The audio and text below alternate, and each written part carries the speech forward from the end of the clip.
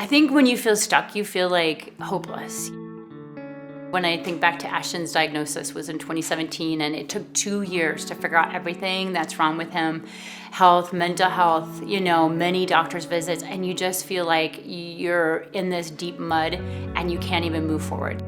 And as a family, like, how do we deal with this? It's so overwhelming and so much more than you can take, and like financially, physically, mentally, emotionally. And you're like, there's no way I can get out of this.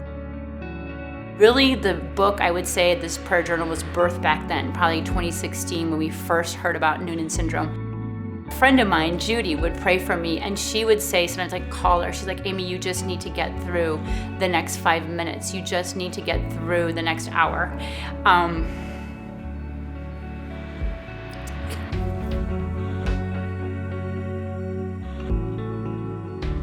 Back in like 2016, 2017, when it was really hard like that, I would call my friend and she'd be like, Amy, let's just pray. God gives you, strength to take the next right step. And that kind of became my motto. What is the next right step?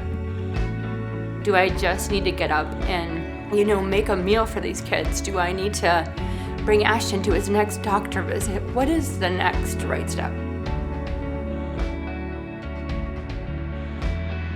How can we take intentionally these next 40 days to pray, press into God, read through these stories that hopefully build your faith and really work to get unstuck? And even recently, I feel like God has kind of said to me, think of the paralytic at the pool.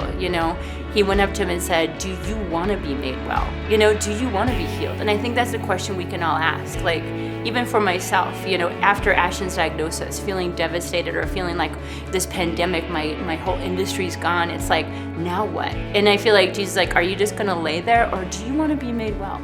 And are you willing to do the things that it takes to be made well? Are you willing to get unstuck? Will you push forward? Will you get in my presence? Pray.